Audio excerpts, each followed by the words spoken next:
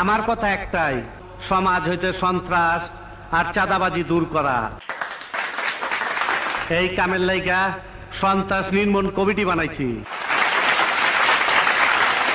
আমার কমিটির কাম হইল সমাজে যারা ছিনতাই করে, জবরদখল করে, তাকেও বিরুদ্ধে আমার সংগ্রাম। কি ঠিক আছে? ভাষণ কেমন দিলাম রে? খুব ভালো ভাই, কিন্তু একটা জিনিস আমার মাথায় ঢুকলো না। সন্ত্রাস বন্ধ করলে আমরা তো বেকার হয়ে যাব, খাবো কি? কেডাই কইছে সন্ত্রাস বন্ধ করুম? তাহলে সন্ত্রাস নির্মূল কমিটির চেয়ারম্যান হলেন কেন? জনগণকে কেন বললেন আর কোনো সন্ত্রাস করতে দেব না?